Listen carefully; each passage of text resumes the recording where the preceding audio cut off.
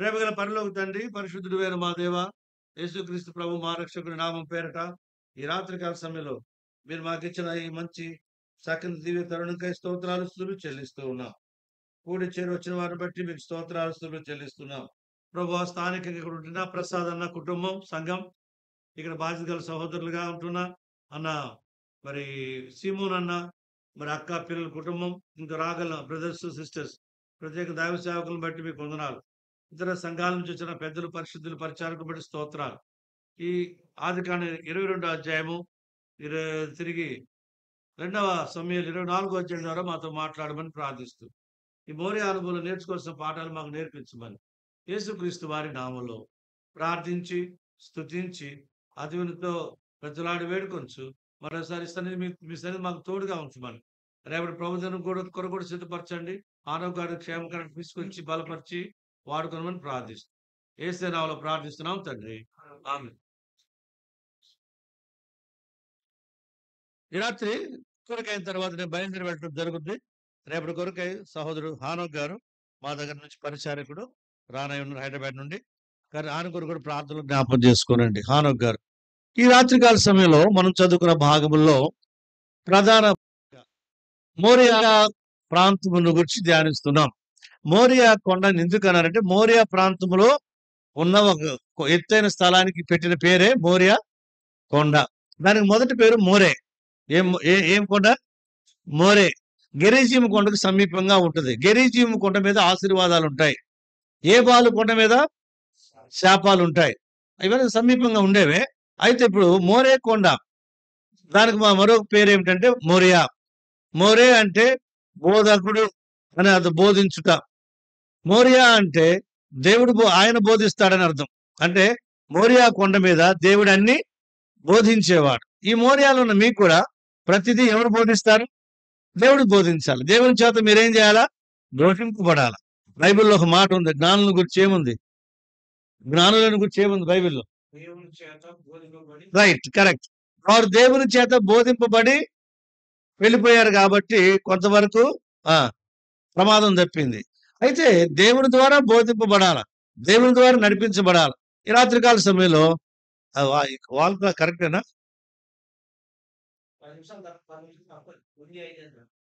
8:05 అయిందా? కరెక్ట్. ఇది కరెక్ట్. ఎందుకంటే ఒకసారి ఊరికి పోతే వాల్ క్లాక్ పెట్టారు, తిరగట్లా.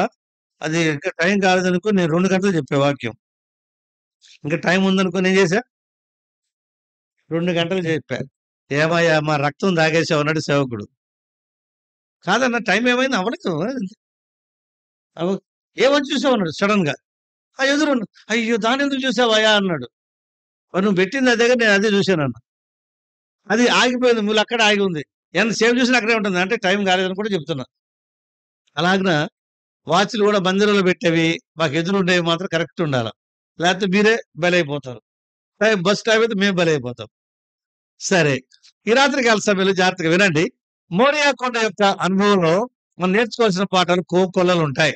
ప్రతి వాటిలో కొన్ని మాత్రం రాత్రి జ్ఞాపం చేసుకుందాం.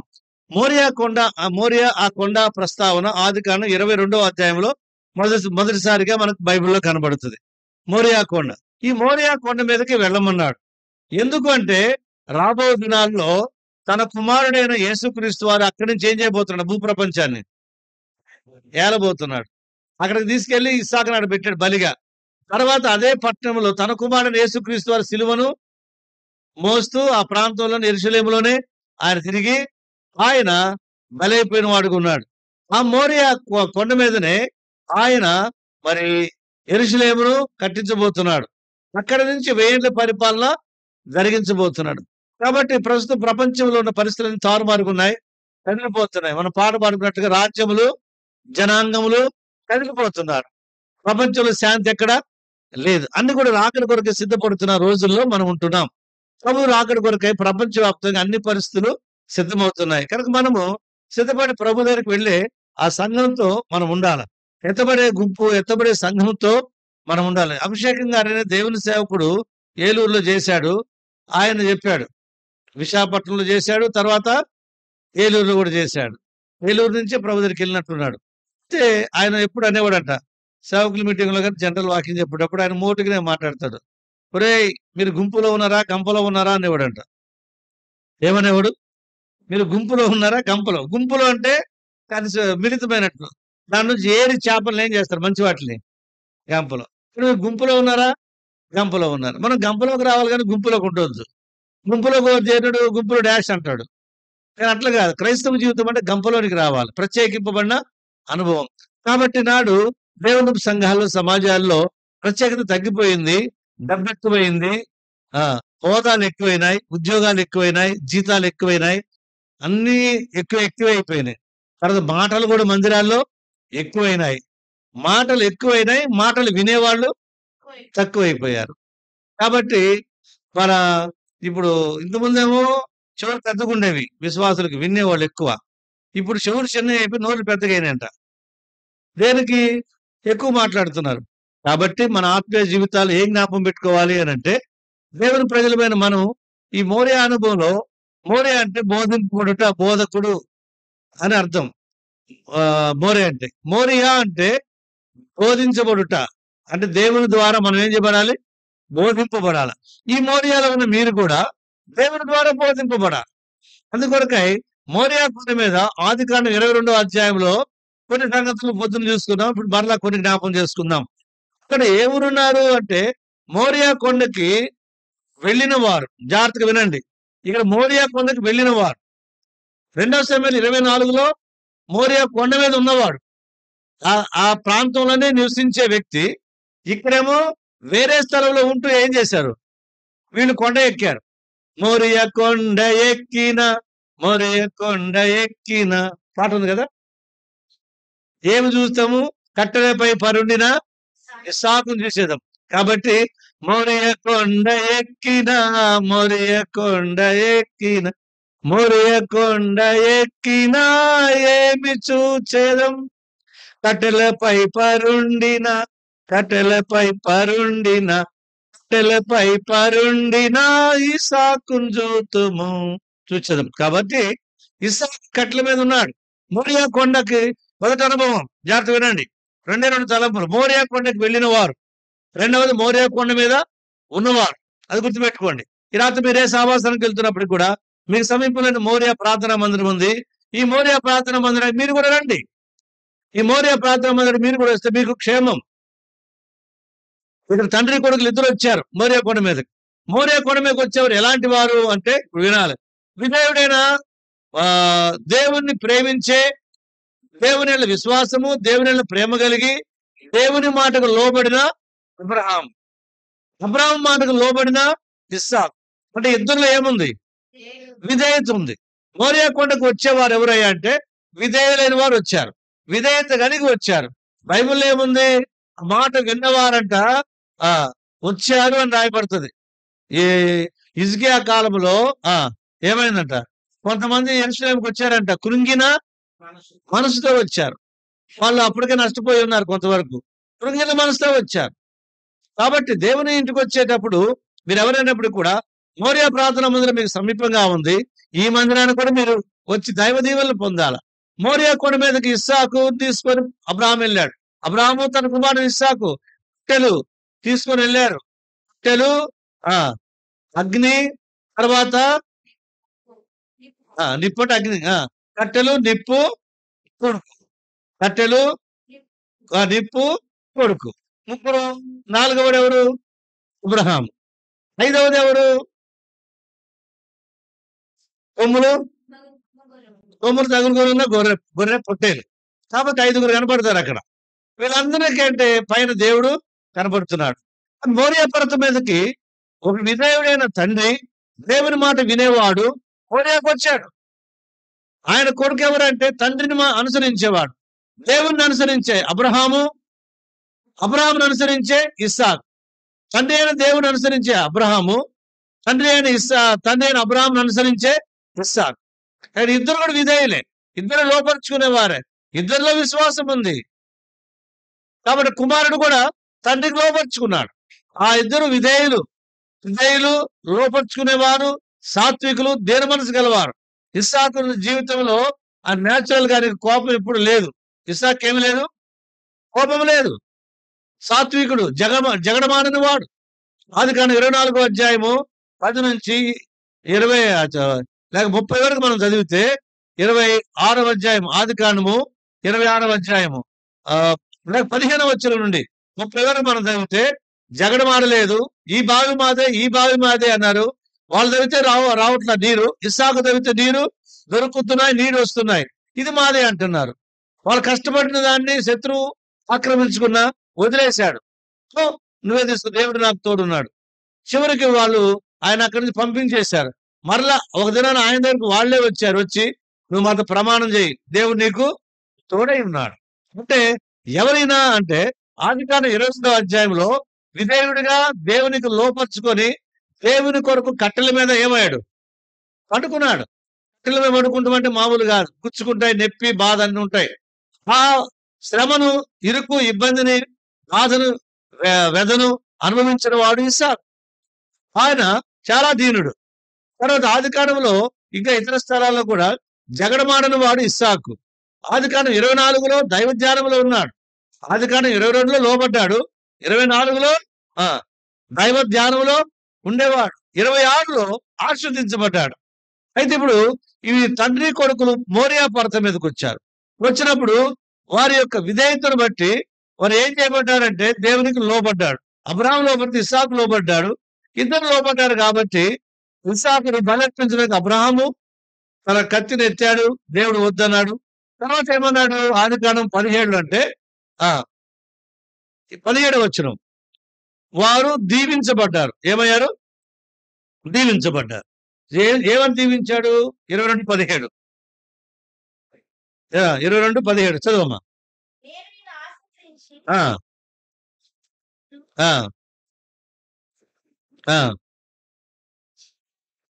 కాబట్టి ఆశీర్వాదాలు, blessings from the Mount Moriah. Blessings from the Mount Moriah. Moriah కొండ మీద ఏమున్నాయి? ఆశీర్వాదాలు ఉన్నాయి. వీరి యొక్క విధేయతను బట్టి వీరు దేవుని యొక్క సమర్పణ కలిగి ఉంటే ఆ కొండ మీదకి వచ్చిన వారిని దేవుడు అంటున్నాడు, మీ సంతానమును ఆశీర్వదిస్తాను, విస్తరింపజేస్తాను అన్నాడు. అంటే మోరియా కొండ మీదకి వచ్చిన వారికి ఏముంది? ఆశీర్వాదం ఉంది. ఎవరైతే దీనులుగా తగ్గించుకొని మోరియా కొండకు వచ్చారో వారికి ఆశీర్వాదాలు ఉన్నాయి. నువ్వు కూడా దేవుడింటికి వస్తే తగ్గించుకొని మరి వినయ విధేయతలతో సాత్వికంతో తగ్గించుకొని నువ్వు దేవుని మందిరానికి వస్తే దేవుడు నిన్ను, నీ కుటుంబాన్ని కూడా ఆయన వర్ధల చేసేవాడు. దేవునింటికి వచ్చే వారందరినీ కూడా దేవుడు నింపేవాడు. తన ఎదుకు వచ్చేవాడిని ఎవరిని ఖాళీ చేతులతో పంపేవాడు వాడు. దేవుడు తన బిడ్డలైన వారు నింపేవాడు. మోరియా కొండ మీద నుంచి ఏం కనబడుతున్నాయి మనకు? మొదట అంటే విధేయులైన తండ్రి కొడుకులు ఆశీర్వదించిన దేవుడు, ఆశీర్వదించిన తండ్రి అయిన దేవుడు, తండ్రి కొడుకుల విధేయతను బట్టి పరలోకమందున దేవుడు వారిని ఆశీర్వదించాడు. కానీ ఎవరైతే ఆశీర్వాదం, దేవుని ఆశీర్వాదం పొందాలనుకుంటే మనలో మొదట మనం విధేయులం కావాలి, మొదట మనం దీనులం కావాలా, మొదట మనము లోపరుచుకోవాలి దేవునికి, దేవుని వాక్యానికి, దేవుని సంఘానికి, క్రమానికి, వాక్య క్రమానికి, దైవికమైన క్రమానికి లోపరుచుకోవాలి. హెబ్రోను క్రమం కాదు, పరలోక క్రమాన్ని దేవుడు తన దాసు పక్షం గారికి బయలుపరిచాడు. ఇవన్నీ మనం వాక్యానుసారంగా వింటున్నాం. దేవునింటికి రావాలా, దేవునింటికి దీనులై రావాలా, దేవుని ఎదుకు రావాలా. మీరు మొదట ఆయన ఎదుకు రండి, అప్పుడు ఆయన మీ యొద్దకు వచ్చును. వారు మోరియా కొండ ఎక్కారు. మోరియా కొండ చాలా మరి ఎక్కడో కష్టమే, అలసట ఉంటది, బాధ ఉంటది. కొన్ని దినాలు ప్రయాణం చేసి వచ్చారు వారు. అంటే మోరియా కొండ మీద ఏం కనపడుతుంది అంటే విధేయత, కష్టము, సమర్పణ, తర్వాత క్రయం చెల్లించిన వారిగా కనపడుతున్నారు. వారికి ఏముందంటే ఆశీర్వాదం ఉంది. ఈ రాత్రి దేవునికి ఎవరైతే లోపడతారో వారికి దేవుడు ఆశీర్వాదాలు ఇస్తాడు.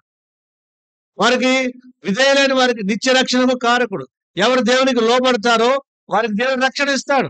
రక్షణ అంటే పాపపు శిక్ష నుండి విడుదల పొందుట. యేసయ్య నేను పాపిని, నా పాపాలు క్షమించమని నువ్వు అడిగితే వినయ విధేయత భయభక్తులతో ఆయన నీ పాపాలు క్షమించి నెమ్మదిని, శాంతి, సంతోష, సమాధానాలను ఇస్తాడు. అది మొదటిది. రెండవది, ఎవరైతే దేవునికి లోబడతారో వారికి ఏముంటుందంటే వారి దేవుడు దృష్టి ఉంచుతాడు. యెషయా గ్రంథం 66:2 బుక్ ఆఫ్ ఐజయా 66:2. ఎవరు దీనుడిగా నా మాట విని మనకు చూడనో వారినే దృష్టి ఉంచును. దేవుని మాట వినేవారు, దేవునికి భయపడేవారు, అక్కడ అన్నాడు, నువ్వు నా మాట విన్నావు కాబట్టి దేవునికి భయపడేవాడు నాకు అర్థమైంది అంటాడు. కాబట్టి ఇప్పుడు మోరియా కొండ ఎక్కిన వాళ్ళకి ఏముంది? ఆశీర్వాదం ఉంది. మోరియా కొండ ఎక్కాలంటే వాళ్ళకేముండాలా? ఓపిక, ఓర్పు, సహనము, ఆ భయభక్తులు, దేవుని యెడల ప్రేమ, దేవుని యెడల ప్రేమ, దేవుని మాట వినే అనుభవం, ఓర్పు కలిగి ఆ కొండ ఎక్కారు. మోరియా కొండ. మోరియా కొండ ఎక్కడం కష్టమే. ఎక్కితే ఏముంది? ఆశీర్వాదాలు ఉన్నాయి. ఎక్కడ కష్టే ఫలి అన్నారు. ఏమంటారు లోకంలో? కష్టే ఫలి అంటే ఏంటి? కష్టపడితేనే ఫలితం ఉంటది. అలా తండ్రి కొడుకులు ఇద్దరు ఎక్కారు. ఎక్కడికి? మోరియా కొండ. వాళ్ళు ఎక్కింది ఒక్కరోజే, బాగా గుర్తుపెట్టుకోండి. ఒకరోజే వారు ఎక్కింది. కానీ 100 సంవత్సరాలు అవుతుంది. వాళ్ళ పేరు ఏం చేస్తున్నాం మనం? చెప్పుకుంటున్నాం. తరములన్నిటను నీ పేరు జ్ఞాపకమునని పాట పాడతాం. కాబట్టి ఈ తరాలన్నిట్లో వాళ్ళ పేరు ఎందుకుందంటే, పడింది ప్రయాసం ఒకరోజే. సేవ చేసేది, సువార్త చేసేది ఒకరోజు ఆ ఊర్లో. ఎవరైనా రక్షించబడ్డారంటే అనేక సంవత్సరాలుగా ఆ ఫలం నీకు ఉంటది. ఆ మంచి పేరు నీకుంటది. ఆ పరలోక బహుమానం నీకు ఎప్పటికీ ఉంటది. నువ్వు పడే కష్టం ఒకరోజు. లేకపోతే 60, 70 సంవత్సరాల వరకు కష్టపడతావు. తర్వాత యుగాలు దేవుడేం చేస్తాడు? నిన్ను మెచ్చుకొని నీకు మంచి జీవ కిరీటము, నీతి కిరీటము, అక్షయ, అతిశయ, ఆనంద, మహిమ, ఈ వాడవారిని కిరీటాలు దేవుడు నీకు ఇస్తాడు. నువ్వు ప్రయాసపడేది కొద్ది కాలమే ప్రభు కొరకు. ప్రభు ఇచ్చే ఆశీర్వాదం బహుశా ఒక వారం కష్టపడ్డారు అనుకుందాం. అంత కూడా పట్టలా. ఎన్ని రోజులు అయి ఉంటుందంటారు మీ అందాజు? వాళ్ళు కొండ ఎక్కడం దిగటం ఎన్ని రోజులు అయి ఉంటుంది? అంటే కరెక్ట్ బైబిల్ డేస్ ఏం లేవని పొద్దున బయలుదేరి పోయారు అని ఉంది. సరే ఏదైనా కానీ వారు వెళ్ళారు, ఎక్కారు. ప్రయాసానికి ఏమొచ్చింది? మీ ప్రభునందు మీ ప్రయాసం వ్యర్థం. ఎక్కారు, దేవుడు చెప్పినట్టు చేశారు. ఆ రోజే. తర్వాత ఈ రోజు వరకు వారి సంతానాన్ని దేవుడు ఏం చేస్తున్నాడు? దేవుడికి నువ్వు ఇచ్చేది తక్కువ, దేవుడు నీకు ఇచ్చేది ఎక్కువ. నువ్వు చేసేది తక్కువ, దేవుడు చేసేది ఎక్కువ. ఉదాహరణకు భూమిని దేవుడు అప్పడిగాడంట. భూమి నాకు మట్టి, నీ దగ్గర మట్టి తీసుకుంటున్నా, మళ్ళీ నీ మట్టి నీకు తిరిగిస్తాను అన్నాడంట. అని ఎవరిని చేశాడు? ఆదాముని చేశాడు. ఆదాముని చేసిన తర్వాత ఆదాముని చేసిందేమో మట్టితో చేశాడు. అవనేమో గట్టి చెప్పండి, ఎముకతో చేశాడు. కాబట్టి స్ట్రాంగ్ ఉంటారు. మీ మాటలు స్ట్రాంగు, మీ నిర్ణయాలు స్ట్రాంగు. సిస్టర్స్ వాళ్ళ వైపు మనల్ని తీసుకెళ్ళిపోతారు అంతే. మన వైపు రారు కానీ వాళ్ళ వైపే మరిచేది. పెళ్ళైతే భర్తను అటే తిప్పుకుంటారు. అందుట్లో వాళ్ళ సిద్ధహస్తులు. మనం ఒట్టికి పోవడం రావటం అన్నట్టు ఉంటుంది. షాపింగ్ మాల్కి వెళ్తే కార్డు ఇచ్చేసి కూర్చోవాలి మనం. వాడు కార్డు స్వైప్ చేస్తాడు, దిగుతా ఉంటాడు, మనం దిగుతుంది అన్నట్టు ఉంటుంది. మనం ఏం అనలేం. కాబట్టి స్త్రీ బలమైంది ఘట్టం. అంతేకాదు, స్త్రీ బలమైంది ఎందుకంటే ఎముక ఆదాము ఎముకను తీసి అవ్వని చేశాడు. అంటే అవ్వ బలమైంది. అలాగని ఎప్పుడు ఎముకలే కనపడ్డాయి అనుకో జనం దడుచుకొని పోతారు. ఇప్పుడు ఇక్కడ ఒక స్కెల్టన్ నిలబెట్టండి, ఒక్కళ్ళు ఉండరు, ఇక్కడ పారిపోతారు ఎముకలు కనపడితే. దాని మీద ఏమి ఉండాలా? మాంసం ఉండాలి. అది మీ మీద ఎవరు ఉండాలా? మీపై అధికారము భర్తకు ఉండాలా? భర్త వెనక మీరుండాల. ఇప్పుడు ఎముక లేకుండా ఈ మాంసం ఎంతైనా నిలబడదు, కూలిపోతుంది. అది మీరు లేకుండా కాపురాలు లేవు. అలాగని చెప్పి మీరు అన్నిటికి ముందుకు వచ్చారనుకోండి, ఏమి కనపడేట్టుంటది? ఎముకలు కూడా కనపడితే మనుషులు ఏమవుతారు? పారిపోతారు, భయపడతారు. కాబట్టి స్త్రీ పెత్తనం అంత మంచిదేమి కాదు. వాక్య ప్రకారం భర్తకు లోబడాలా, భర్త చాటును ఉండాలా, భర్త కూడా భార్యకి ఇచ్చే ప్రాముఖ్యత ఇవ్వాలా. అది గుర్తుపెట్టుకోండి. కాబట్టి ఆదాముతో మట్టితో ఆదామును చేశాడు. అవ్వనేమో ఆయన ఎముకను తీసి మాంసంతో చేశాడు. అంటే భర్త కంటే ఎవరు బలమైన వాళ్ళు? ఇప్పుడు భార్య స్ట్రాంగ్ ఉంటుంది. ఈ ఎముకల్లోనే ఏం తయారవుద్ది? మూలుగు, రక్తం కూడా ఎముకల నుంచి ఉత్పత్తి అవుతుందని చెప్తారు. అంటే స్త్రీ అంత ప్రాముఖ్యమైంది. కానీ స్త్రీ ప్రాముఖ్యమైనదే కానీ ఏం కాకూడదు? సాగరన్న ప్రాముఖ్యమైనదే కానీ కనపడకూడదు అన్ని చోట్ల. ఎట్లుండే వెనక బ్యాక్ బోన్ లాగా ఉండాలంటారు. సరే, ఆదాముతో చెప్పాడంట, భూమితో దేవుడు ఆదాము చేసేటప్పుడు, మట్టి తీసుకున్నాను భూమి, నీ మట్టి నీకు మరలా ఇస్తాను అన్నాడంట. అని తీసుకొని ఆదాము చేసిన తర్వాత ఆ! నువ్వు మన్నే గనక తిరిగి మరలా మన్నయిపోదు. ఇప్పుడు ఎంత మట్టిచ్చాడు భూమికి? చెప్పండిగ. ఎంత తీసుకున్నాడు అంత గాదు. ఒక్క బాడీకి సరిపోని తీసుకున్నాడంతే. ఇప్పుడు ఎన్ని బాడీలు పెట్టాము మనం? కోటాను కోట్ల బాడీలు పడ్డాయి. ఎక్కడ? భూమిలో. అంటే ఒక ఎగ్జాంపుల్ ఏంటంటే, నీ దగ్గర దేవుడు తీసుకునేది తక్కువ, నీకిచ్చేది నువ్వు దేవునికిచ్చేది తక్కువ, దేవుడు నీకిచ్చేది. ఈ కాన్సెప్ట్‌లో బోతే ఎంతైనా దేవునికి మనం ఇవ్వగలం. ఎంతైనా దేవుని పక్షంగా చేయగలం. కాబట్టి ఇక్కడ దేవుడు వారిని ఆస్వాదించాడు. ఒక్కరోజే వాళ్ళు కష్టపడ్డారు. ఎవరు? ఇస్సాకు, అబ్రహాం ఒక్కరోజే కష్టపడ్డారు. ఒక్కరోజు కట్టెలు నరికాడు. ఒక్కరోజే ఇస్సాకు మోసాడు. ఒక్కరోజే ఇస్సాకుని కొడుకుని బండ పెట్టుకున్నాడు. బహుశా ముద్దు పెట్టుకొని బండ పెట్టుంటాడు. నేను అనుకుంటా. చివరికి చూపు అనుకుని ఏం చేశాడు? కొడుకుని ముద్దు పెట్టుకొని పండ పెట్టుంటాడు. అయిపోయింది లాస్ట్. దేవుడు తీసుకుంటున్నాడు. సరే ఇష్మాయేల్ ఉన్నాడులే అనుకున్నాడేమో మనకు తెలీదు. అంత నిరాశతో ఉండొచ్చు. కానీ విశ్వాసాన్ని ప్రకటిస్తూ చేశాడు. దేవుడు అన్నాడు, కొడుకుని లేపేయొద్దు. కొడుకు బదులు అటు చూడన్నాడు. పొట్టేలుతో కొమ్ములు తగులుకొని ఉన్నది దాన్ని ఇచ్చేశాడు. అప్పుడన్నాడు, నీ సంతానమును ఇస్కరేలు వల్లే చేస్తాను. అంటే మొదటిది వారి విధేయతతో దేవుని యొద్దకు వచ్చారు. క్రయం చెల్లించడానికి ఇష్టపడ్డారు. దేవునికి లోబడ్డారు. దేవునికి లోబడి క్రయం చెల్లించడానికి ఇష్టపడి ఆ కొండ ఎక్కారు. కష్టపడ్డారు. వారు ఆ రోజు కష్టపడ్డ దానికి ఇన్ని వేల సంవత్సరాలైనా వాళ్ళ పేరు జ్ఞాపకం ఉన్నది. అంటే మనం దేవుని కొరకు కొద్దిపాటి కష్టం భరిస్తే చేస్తే దేవుడు మనకెంతో ఆశీర్వాదం ఇస్తాడు. మనం ఇచ్చేది దేవునికి కొద్దిగా ఇస్తాం. దేవుడు మనకెంతో ఎక్కువిస్తాడు. ఎందుకంటే ఎఫెసీ 3:8 శోధింపు సఖ్యము గాని క్రీస్తు యొక్క ఐశ్వర్యమును అంటాడు. కాబట్టి దేవుడు మన దగ్గర తీసుకున్నది కొద్దిగా, మనకిచ్చేది ఎక్కువ. ఒక కొడుకునిచ్చింది హన్న సమూయేలుని. తర్వాత ఎంతమందిని ఇచ్చాడు? 5. నువ్విచ్చేది ఒక వంతు అయితే దేవుడు నీకు ఇచ్చేది 5 వంతులు. అలాగున దేవుడు తన బిడ్డలకు ఇచ్చేవాడు. ఈ మోరియా కొండ మీద ఏం కనపడుతుంది? ఆశీర్వాదం ఉంది. ఆ మోరియా కొండ మీదకి వెళ్ళిన వారికి దేవుడు ఏమి ఇచ్చాడంటే ఒట్టికి పంపలా. కష్టపడ్డారు కదా, వెళ్ళిపోండి చాలు అనలా. ఏమన్నాడు? ఆస్వాదించి పంపించాడు. మోరియా అనుభవంలో ఏముంది మొదట అంటే దేవుడు ఆస్వాదించేవాడు, దేవుడు దీవించేవాడు. ఎవరిని ఒట్టి చేతులతో పంపేవాడు? గర్విష్ఠులను ఒట్టి చేతులతో పంపుతాడు. మందిరంలోకి వచ్చారనుకో గర్విష్ఠులుగా ఎంటీగా వెళ్ళిపోతారు. వినయ విధేయతలు భయభక్తులతో వచ్చిన వారు ఏం కాదు. ఒట్టి చేతులతో ఎప్పుడు? వీరులు ఒట్టి చేతులతో వెళ్ళరు, నింపబడతారు. వీరురాలుగా వచ్చిన రూతు నింపబడింది. ఆమె నింపబడి వెళ్ళిపోయింది. కాబట్టి దేవునింటికి వచ్చేవా మనం కూడా మోరియా అనుభవంలో తగ్గించుకొని వినయ భయభక్తులు కలిగి ఓపికతో కష్టించి కష్టార్జితాన్ని కష్టపడి పనిచేస్తూ మందిరంలో ఉంటే దేవుడికి అధికమైన ఆశీర్వాదం ఇస్తాడు. ఎంతో మంది పిల్లలు తల్లులు మందిరాల్లో చాలా కష్టపడి పనిచేస్తే వాళ్ళ పిల్లలకు ఉద్యోగాలు వచ్చాయి. తల్లి కష్టాన్ని బట్టి దేవుడు పిల్లలకి ఏమి ఇచ్చాడు? ఉద్యోగం, ఆశీర్వాదం. కాబట్టి దేవుని బిడ్డలైన వారు గుర్తుపెట్టుకోనండి. ఆత్మ సంబంధమైనవి, భౌతికపరమైనవి. యేసు ప్రభు శిలువను మోసింది కొన్ని నిమిషాలే. ఎవరు? కురేనీయుడైన సీమోను. కానీ తర్వాత ఏమైంది? ఆయన కొడుకుని దేవుడు ఎక్కడ తీసుకొచ్చుకున్నాడు? సేవా ఏర్పాట్లోకి వచ్చాడు.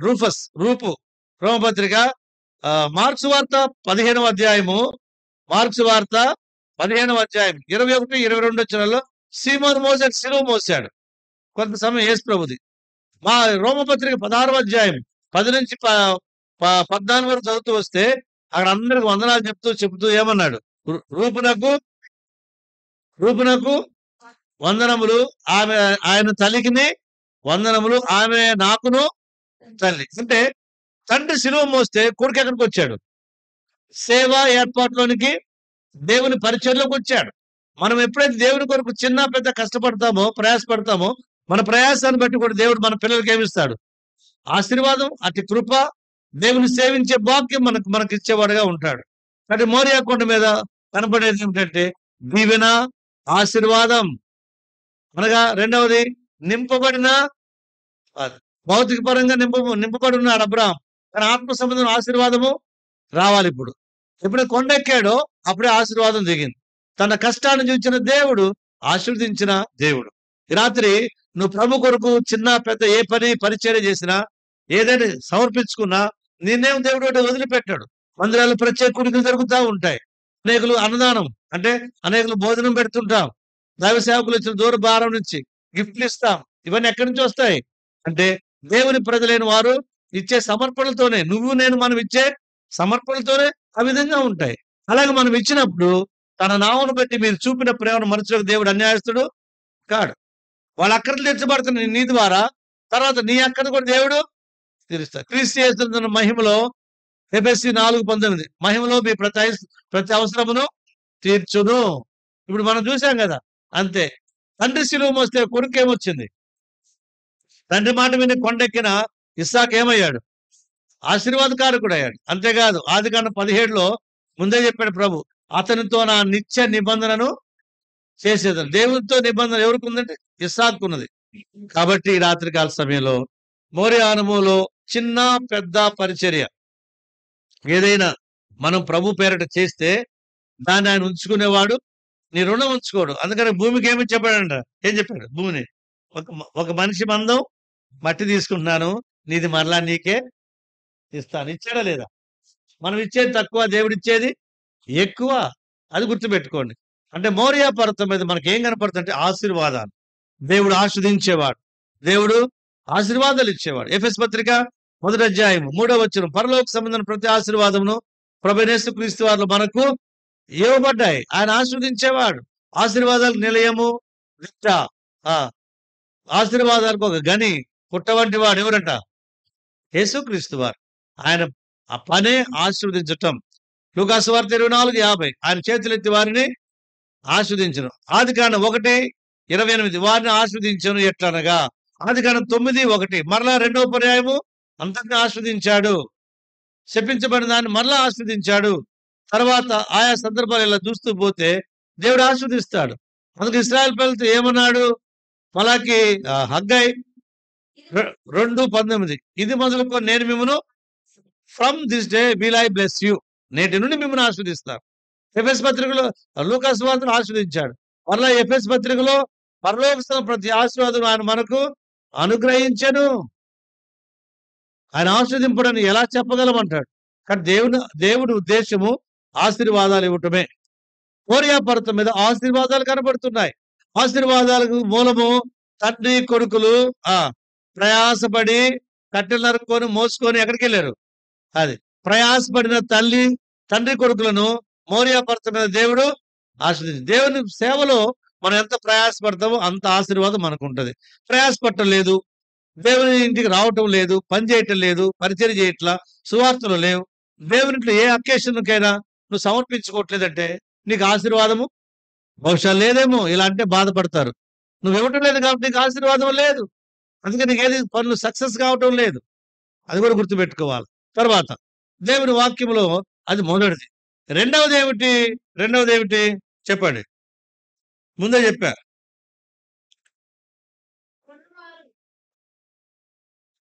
రైట్. ఒకటి పైకి వెళ్ళిన వారు విధేయత వినయము తగ్గించుకొని లోపరుచుకొని వెళ్ళారు. వెళ్ళిన వారిని దేవుడు ఏం చేశాడు? ఆస్వాదించాడు. అందుకొరకు 118వ కీర్తనలో ఏముంది? 26వ వచనం యెహోవా మందిరములోని మేము మిమ్మును ఆస్వాదించుచున్నాము, దీవించుచున్నాము. Blessings from the house of God, blessings from the presence of God. దేవుని ఇంట్లో నుండి, దేవుని సన్నిధిలో ఉండి మనకు ఆశీర్వాదాలు ఉన్నాయి. ఆ ఆశీర్వాదాల గురించి మనం ఆలోచించాం. ఆశీర్వాదం కావాలని అందరూ అనుకుంటాం కానీ దాని కొరకైన క్రయం ఏమాత్రము మనము చెల్లించాం. వారు కుమ్మరి వాన్లై. దేవుని వాక్య బైబిల్లో 1 దినవృత్తాంతములు 4వ అధ్యాయము 23వ వచనం వారు కుమ్మరి వాన్లై నెతాయిము గెదేరానందుక రాజు నియమాన్ని బట్టి కాపురం ఉన్నారు. వారి పనులు వేరు, వారు ఉండేది వేరు, కానీ రాజు నియమాన్ని బట్టి వచ్చారు. దేవుడు వారి పిల్లలు తర్వాత వర్ధల చేశాడు. దేవుని ఏర్పాట్లు మనం ఉన్నప్పుడు, దేవుని పని మీద మనం ఉన్నప్పుడు దేవుడు మనకేం తక్కువ చేయడు. ద్వితీయోపదేశకాండం 2:7 నీ దేవుడనే యెహోవా నీకు తోడై ఉన్నాడు, నీకేమీ తక్కువ కాదు. మనకు బుద్ధి తక్కువై ఏం చేస్తున్నాం? మనకు బుద్ధి తక్కువై రావట్లా మందిరానికి, బుద్ధి తక్కువై సువార్త చేయట్లా, బుద్ధి తక్కువై ప్రార్థన చేయట్లా, బుద్ధి తక్కువై ఆరాధన చేయట్లా, బుద్ధి తక్కువై ఇవ్వట్లా.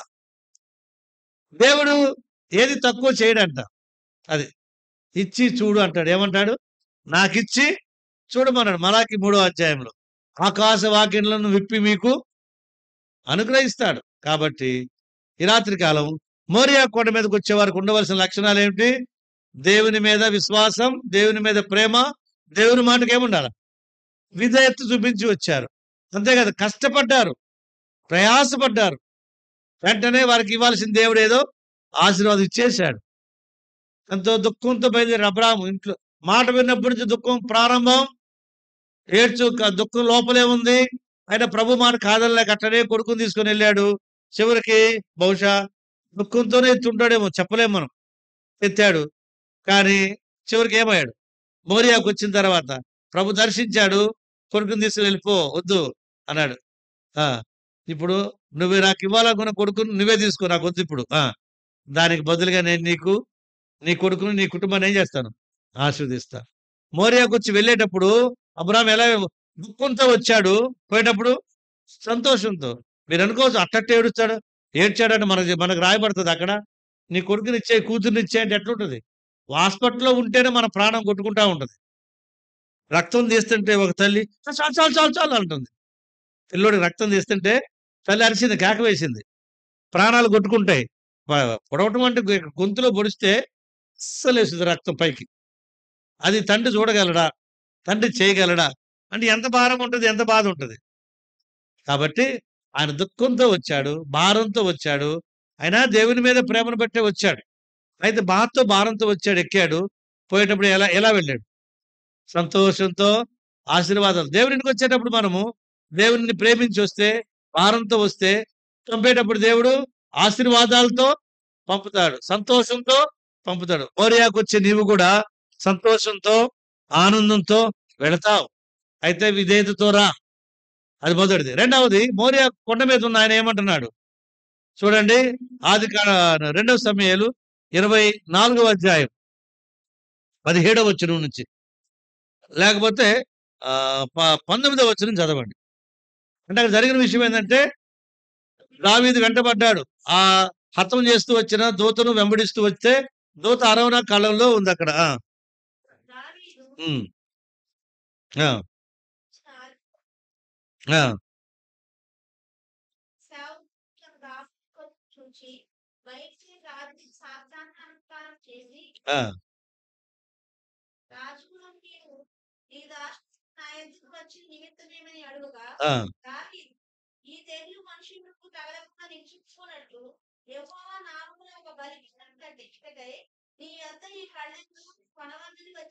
అది కాబట్టి కళ్ళం ఎప్పటికీ కొంటమంటే పర్మనెంట్ గా, ఆ రోజుకే కాదు, ఎప్పటికీ పర్మనెంట్ ప్లేస్ గా కొనాలని వచ్చాడు. అంటే ఇక్కడ ఈ కొండ మీద మనకు ఎవరు కనపడుతున్నారంటే, ప్రాయశ్చిత్తము చేయాలి, తెగులు ఆపివేయాలా, తెగులు ఆపాలా, ప్రాయశ్చిత్తము చేయాలా. కాబట్టి దానికి ఏం కావాలా?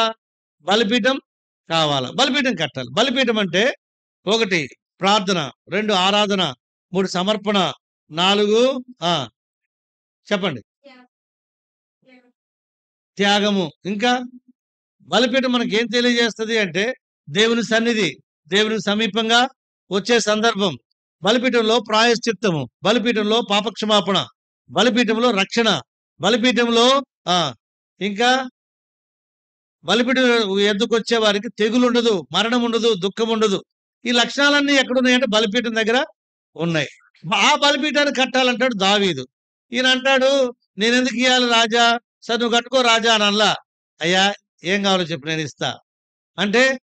మోరియా కొండ మీద ఎవరు కనపడుతున్నారంటే, పాపానికి ప్రాయశ్చిత్తం, తెగులును ఆపివేసేవారు, శాపాన్ని దూరపరిచేవారు. ఎవరు? మోరియా కొండ మీద ఉన్నారు. తెగులు దూరపరిచేవారు, శాపాన్ని దూరపరిచేవారు, పాపక్షమాపణ ఇచ్చేవారు, లేక ప్రాయశ్చిత్తం చేసేవారు, బలిపీఠానికి సహకరించేవారు మోరియా కొండ మీద ఉన్నారు. దావీదు కట్టే బలిపీఠానికి సహకారి ఎవరు?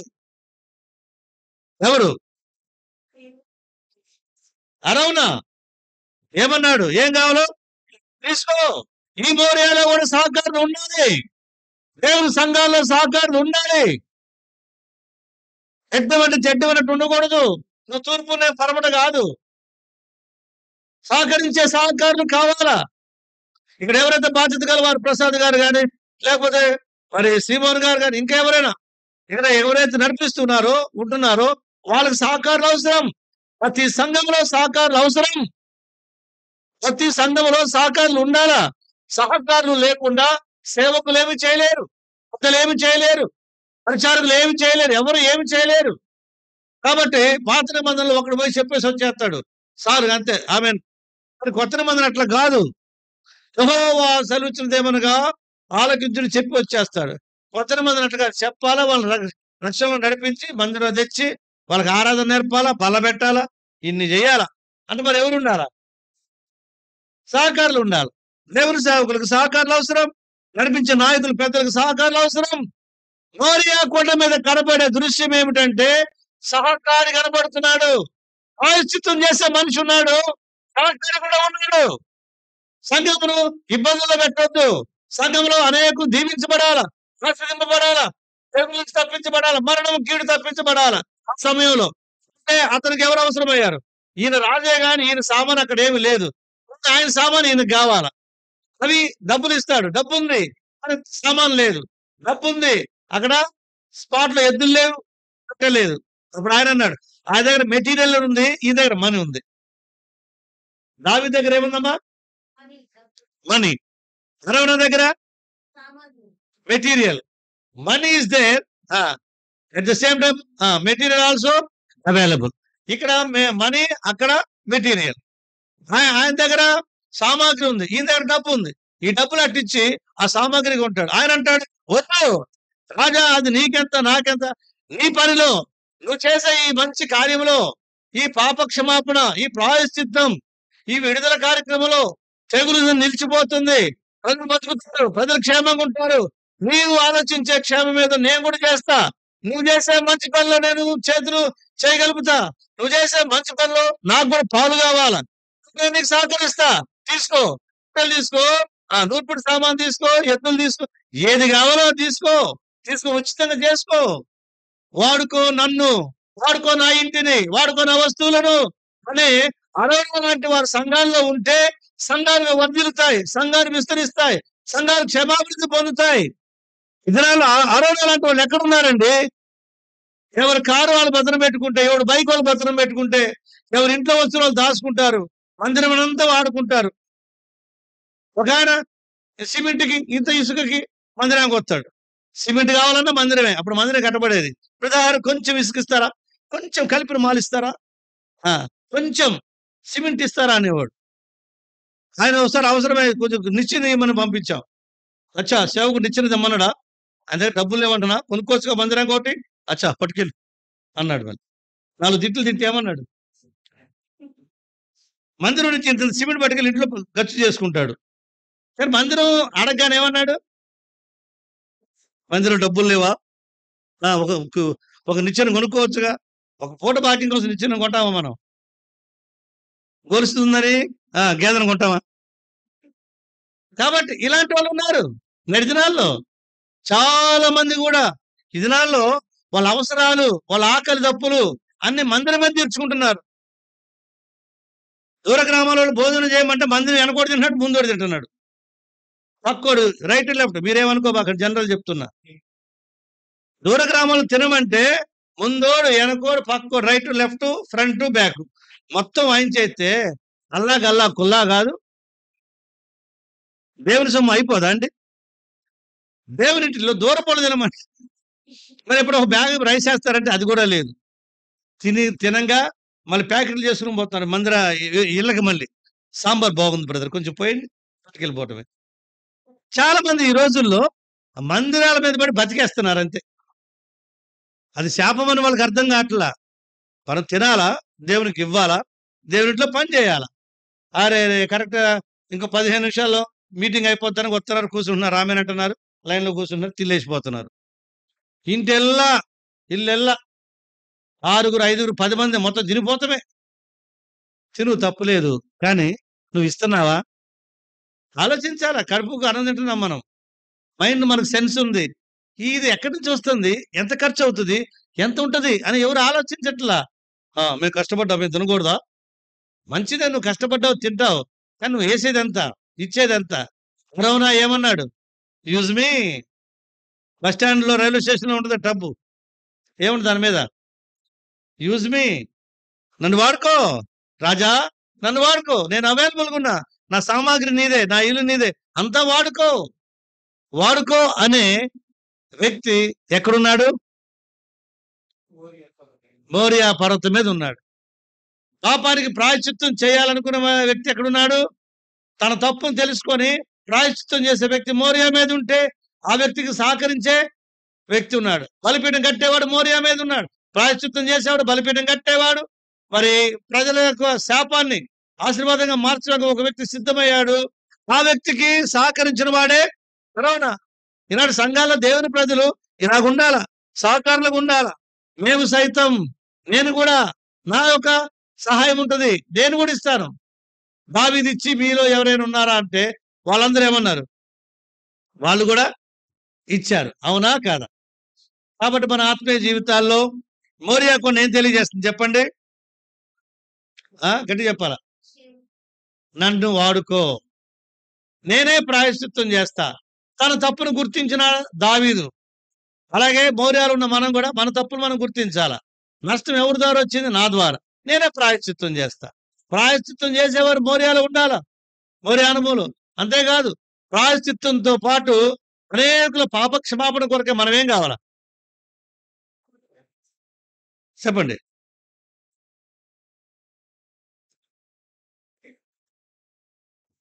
అనేకుల పాపాల కొరకై ప్రాయశ్చిత్తం చేసేవారుగా, ప్రార్థించేవారముగా, సువార్త ప్రకటించేవారముగా, వాక్యాన్ని బోధించేవారంగా, వారు తీసుకొచ్చేవారంగా ఉండాల.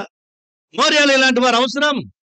ఈ రాత్రికాల సమయంలో ఆయన చేసే పాప క్షమాపణ ప్రాయశ్చిత్తానికి సహకారి అయిన అరవున.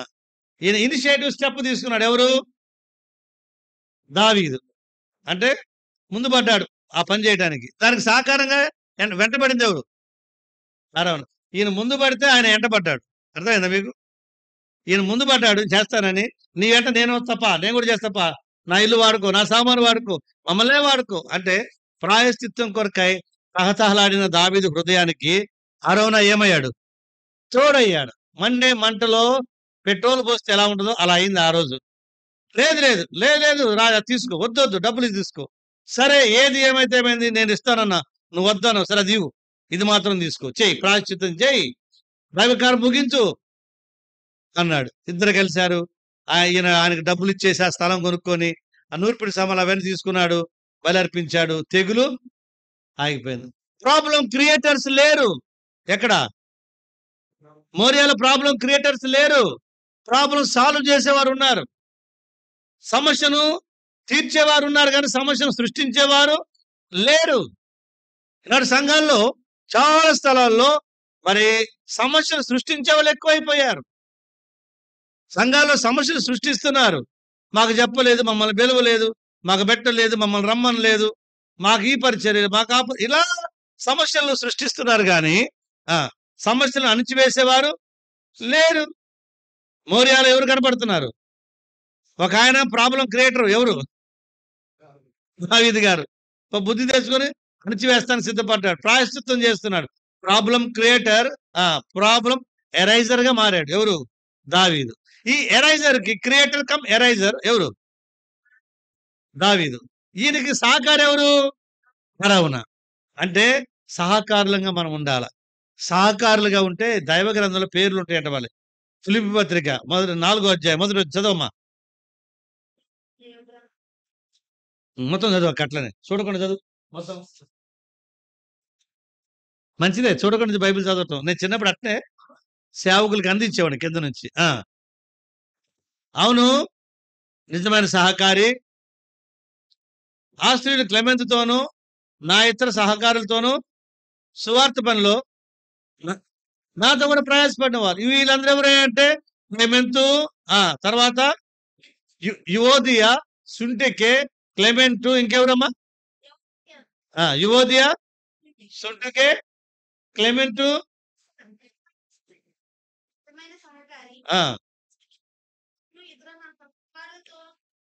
పౌలు గారు ఆయన సహకారులకు ఈ ఇద్దరు సహోదరులు ఏమయ్యారంట? సహకారం అందించారు. వీరు సహకారులు. అరవున లాంటి మనసు కలిగిన వారు వీరు. అరవున సహకారి. దావీదు చేస్తున్న ఒక దైవ కార్యం, ఒక మంచి కార్యానికి వాళ్ళు ఏం చేస్తున్నారు? సహకారం. దావీదు కొన్నాడు, ఆ స్థలం ఎవరు ఇచ్చారు? అరౌనా ఇచ్చాడు. ఈ దినాల్లో మందిరాలకు స్థలాలు ఎవరు ఇవ్వటంలా. మందిరం పక్కన ఉంటే దాన్ని ఆక్రమించుకుంటున్నారు కానీ మందిరాలకు ఎవరు ఇవ్వటంలా. అలా ఇచ్చేవారు ఎవరైనా ఉన్నారంటే వారి భాగ్యం గొప్పది. ఇప్పుడు ఈ మందిర స్థలం ఎవరైనా ఇచ్చారనుకోండి, వారి భాగ్యం గొప్పది. ఎవరైతే సమర్పించుకున్నారో, ఎవరిచ్చారో వారి భాగ్యం గొప్పది. శాశ్వత సౌభాగ్యంగా భౌతర్లు సంతోషకారణంగా దేవుడు చేస్తాడు. ఒక ఊర్లో ఒక భార్య భర్తలు విడిపోయారు. ఇద్దరు ఒకళ్ళొకరు బూతులు తిట్టుకుంటారు. ఏమంటే వాళ్ళు ఒకప్పుడు ఇద్దరు కలిసి ఆ ఊర్లో సంఘం స్థాపించారు. మందిరం స్థలం కొంట్లో ముందు పడ్డారు. అందరు విశ్వాసులు తెచ్చి మా చుట్టూ నింపారు. నింపి వాళ్ళు కూడా స్థలాలు కొనిపించారు. వాళ్ళ బ్యాడ్ లక్ ఏంటో తెలుసా? ఒక 1½ ఫీట్ మందిరం జాగాలో జరిగారు. మందిరం స్థలంలోకి జరిగారు. ఇక్కడ దాకా వాళ్ళ స్థలం. ఇక్కడ దాకా వాళ్ళు వచ్చేసారు. ఏమైంది? చివరికి మేము ఇంత చేసాం మందిరానికి, కొద్ది జరిగితే ఏమైందన్నారు. వదిలేశారు. జరిగారు. తర్వాత భార్యాభర్తల పట్టం లేదు. గొడవ అయిపోయింది. దూరం అయిపోయారు. చివరికి వాళ్ళిద్దరు తిట్టుకునే పరిస్థితికొచ్చారు. ఆయన ఒక చోట, ఈమె ఒక చోట. ఆయన చనిపోయినప్పుడు భార్య పిల్లలు దూరంగా వేరే ఇంట్లో అద్దెకుండేవాడు. హార్ట్ అటాక్‌తో చనిపోయాడు. ఎవడైనా దేవుని ఆలయం పాడు చేస్తే దేవుడు వాడిని పాడు చేస్తాడు. దేవుని సొమ్ము ఎప్పుడు తినబాకండి. తినడానికి నీకు హక్కు ఉంటది. కానీ నువ్వు తినకూడదు. దేవుని సొమ్ము నీకు అవైలబుల్‌గా ఉంటది. ఇక్కడ ఎవరు నిన్ను ఎదిరించరు ఆక్రమించుకుంటే. కానీ దేవుడు లేపే రోజు వస్తే మట్టి అంటకుండా లేపుతాడంట. ఎవరిని ఎట్టా సరి చేస్తాడు దేవుడు. అందుకొరకే దేవుని సొమ్ము చాలా డేంజర్. యోబు గ్రంథం 20వ అధ్యాయం 15వ వచనం. వారు దేవుడు సొమ్ము తినివేసిరి. అక్కడే ఉంది. తినివేసిరి దాన్ని మరలా కక్కిస్తాడంట. అది కట్లపాము విషయం లాంటిదంట. చాలా జాగ్రత్తగా ఉండండి మీరు. దేవునికి ఇవ్వండి. అంతేగాని దేవునిది ఏది మీరు ఆక్రమించొద్దు. దేవునిది దోచుకోవద్దు. నేటి దినాలు అందరూ మందిరాలు దోచుకుంటున్నారు. అందరూ ప్రయాసంతో డబ్బులేస్తే కొంటున్నారు. ఇది మా స్థలమే, ఇది మా మందిరమే. నీదేంది? ప్రయాసపడ్డవాళ్ళు కూడా వెళ్ళిపో. నువ్వు అవసరం లేదు ఇక్కడ. నీదేంది ఇక్కడ? నువ్వేంది పెద్ద లెక్క అనే పరిస్థితికి వచ్చేసింది. నేటి దినాల్లో ఒకప్పుడు పరిచర్య కబ్జాలు చేశారు, ఆక్రమించారు. ఇప్పుడు పరిచర్య అయిపోయింది. ఇప్పుడు మందిరాలు ఏం చేస్తున్నారు? కబ్జా. అదట బీజేపీ వాళ్ళ పేరు చెప్తున్నారు అపశుభం లేకుండా. వాళ్ళు రానే రారు మన దగ్గరికి. బీజేపీ వాళ్ళు వస్తారు, వాళ్ళని అడుగుతారు. అందుకే బ్రదర్ ఒక సొసైటీ చేసుకోవాలా, ఒక ట్రస్ట్ చేసుకోవాలా, మన పేర్లు పెట్టుకోవాలా. పేర్లు పెట్టుకునేటప్పుడు దీనంగా ఉంటున్నారు. పేర్లు పెట్టిన తర్వాత ఏం చేస్తున్నారు? ఈయన పోగా నేను కొడుకు లెగుతున్నాడు. ఆయన కూడా పోయాడు, వాళ్ళ మనవడు వస్తున్నాడు. మా తాతది, మేమిక్కడ లోకల్, అట్లా వచ్చేసింది. కాబట్టి ఇలాగన దేవుని సొమ్ము దుబారా చేస్తూ దురాక్రమణ జరుగుతుంది. ఎవరే కానీ దేవుని సొమ్ము తింటే దేవుడు వాళ్ళని ఎప్పుడు విడిచిపెట్టేవాడు. నువ్వు దేవునికి ఇవ్వు, దేవుణ్ణి తరతరాలకు ఇస్తాడు అంతే. కాబట్టి అరౌన తన కళ్ళమును ఎవరికిచ్చాడు? దావీదుకు ఇచ్చాడు. అయితే ఒకటి, దావీదు భాగ్యం కంటే ఎవరు భాగ్యం గొప్పది? అరౌనాదే. అసలు ల్యాండ్ ఇచ్చాడు డబ్బులకి. నాకుంటాలే సారు రాజా అని అనలా. తీసుకో, వెంటనే తీసుకో, ఇది కూడా వాడుకో, అది వాడుకో, ఇది వాడుకో, అంతా యూజ్ చేసుకో. దావీదు ముందు పడ్డాడు. కానీ దావీదు కంటే ఎక్కువ క్రైమ్ చెల్లించింది ఎవరు చెప్పండి? డబ్బులు ఇచ్చినంత మాత్రం స్థలం ఇవ్వాలని రూల్ ఏమి లేదు. టెంపరీగా కొంతకాలం ఇచ్చి మళ్ళీ రిటర్న్ తీసుకునే వాళ్ళు కూడా కొంతమంది ఉన్నారు. కానీ పూర్తిగా ఇచ్చేసాడు. ఈరోజు యెరూషలేం మందిరం ఉందంటే ఎవరి స్థలం అది? అరౌనా కళ్ళం. ఆ అరౌనా కళ్ళంలో కట్టబడిన మందిరంలోనే యేసు ప్రభు వారు మోరియా పర్వతం మీద ఉన్న ఆ ఇంట్లోనే, ఆ మందిరంలోనే 1000 సంవత్సరాలు ఏం చేయబోతున్నాడు? పరిపాలన చేయబోతున్నాడు. తరములన్నిటను నీ పేరు జ్ఞాపకముండు తరణిలో నర్చేదావు. కాబట్టి తరములన్నిటిలో వాళ్ళ పేరు ఉంటది. ఎప్పటికీ ఆ పేరు ఉంటది. 1000 సంవత్సరాల రాజ్య పరిపాలనలో ఎవరి స్థలం అంటే కొన్నది దావీదే. గాని ఎవరి దగ్గర కొన్నాడు? దావీదంతో అరౌనా అంతే సహకారి. ఈనాడు మోరియాలో మనం ఏం కోరుకుంటున్నాడు ప్రభు? మోరియాలో మన సహకారం దేవుడు కోరుతున్నాడు. కానీ మన సనుగులు కోరటలా. సనుగులు, గొనుగులు, సాడీలు చెప్పుకోవటం, ఒకరి మీద ఒకరు చెప్పుకోవటం, ఇక్కడ మాటలు అక్కడ మాటలు చెప్పేది, అవిగా దేవుడు కోరుకునే. దేవుడు ఏం కోరుకుంటున్నాడు? సహకారం. గాడ్ వాంట్స్ యువర్ చెప్పండి, ఏమంటారు ఇంగ్లీష్లో? సహకారాన్ని ఏమంటారు? సపోర్టేనా? కోఆర్డినేషనా? కరెక్ట్ వర్డ్ చేయండి త్వరగా. సహకారాన్ని ఏమంటారు? కోఆపరేషన్, హెల్ప్ అని కూడా చెప్పుకోవచ్చు. కోఆపరేషన్. కానీ దేవుడు కోరుకునేది అది. ఈ మోరియాలో అదే జరగాల. ఆ మోరియా మీద కొండ మీద కట్టబడిన యెరూషలేమే రేపు ప్రపంచాన్ని ఏలబోతుంది. అంటే మోరియా కొండ ప్రపంచాన్ని ఏం చేయబోతుంది? సుమారు 1000 సంవత్సరాలుగా ఏలబోతుంది. ఆ ప్రాంతం, ఆ కొండ యొక్క భాగ్యం ఎంతో గొప్పది. ప్రార్థన. ఈరోజు ప్రభు నిన్ను నన్ను భవిష్యత్తు కొరకై ఈ 1000 ఏళ్ల పరిపాలనలో ఆయనతో కూడా ఉండి ఏలుబడి చేయాలని కోరుతున్నాడు. అయితే మన జవాబేమిటి? ప్రభుకు అనుకూలంగా జీవిస్తున్నామా? ప్రభు సంఘానికి, సేవకు, పరిచర్యకు లేక వ్యతిరేకులమా? మన సహకారులమా? లేక వ్యతిరేకులమా? అనుకూలులమా? ప్రతికూలులమా? ఎలా ఉంటున్నాం? ఆ యొక్క మరి కొండ మీద కట్టబడిన యెరూషలేము మందిరములో అనేకులు ఆయన స్థలం ఇచ్చాడు.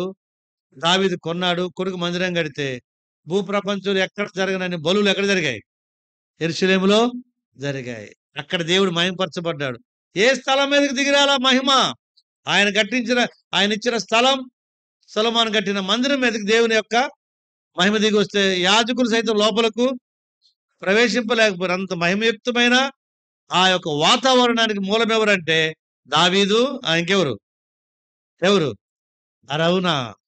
ఆయన భాగ్యం ఎంత గొప్పది. మహిమ దిగి రావడానికి వాళ్ళని దేవుడు వాడుకున్నాడు. అది హన్నా కొడుకునిచ్చేసింది.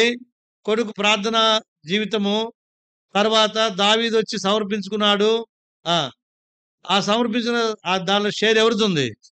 అరవునాది ఉంది. సొలొమోను మందిరం కట్టాడు. తర్వాత ఏం దిగింది? మహిమ దిగింది. కానీ సహకారులుగా మనం ఉండాలి. ఆయన బేరమాడి ఇది నా స్వాస్థ్యం నీకెందుకు ఇస్తాను అనలా. తీసుకొని వెంటబడ్డాడు. ఒక్క మాట అంటంతోనే సంతోషంగా ఇచ్చేశాడు. యెరూషలేముకి వెళుదామని చెప్పినప్పుడు జనులు నాతో నేను సంతోషించింది అని చెప్పినట్లుగా అడగగానే హ్యాపీగా ఇచ్చేశాడు. దేవుని కార్యాలకు చెప్పగానే ఎంతమంది సమర్పించుకుంటారండి? దేవునికి ఒక వస్తువు ఇవ్వాలంటే ఎంతమంది సమర్పించుకుంటారు? వాళ్ళ వస్తువులు దేవుని సేవలో వాడబడాలంటే ఎంతమంది ఇష్టపడుతున్నారు? ఎంతమంది యూజ్ మీ లార్డ్, ప్రభు నన్ను వాడుకో, నా భార్యను, నా భర్తను, నా పిల్లలు, మా కుటుంబం, మా వస్తువులు అన్ని నీ సేవలో వాడబడాలి అనే మంచి మనసు ఎంతమందికి ఉన్నది? ఈరోజు మనం ఏ అనుభవం ఉన్నాం? మోరియా కొండ మాట్లాడుతుంది. విశ్వాసి, నువ్వు సమర్పించుకుంటున్నావా? దేవుని కొరకై లోబడుతున్నావా? దేవుని కొరకై ఇస్తున్నావా? దేవుని కార్యాలకు నీ సహకారం ఎంత అని మోరియా కొండ మనతో మాట్లాడుతుంది. ప్రభువుకి ఇద్దాం. ప్రభు కొరకై ప్రయాసపడదాం. ప్రభు సేవలో ఎంత క్రయమైనా చెల్లిద్దాం. ప్రార్థన చేసుకుంటాం. ప్రభు అట్లా మనకు సహాయపడును గాక. ఆమేన్.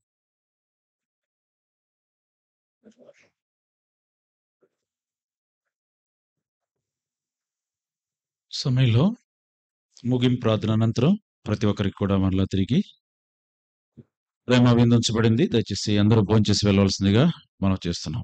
సమయంలో మన మధ్యలో ఉంచబడ్డ తమ్ముడు డేవిడ్ గారు వచ్చి ప్రార్థన చేస్తారు. దోవులపల్లి.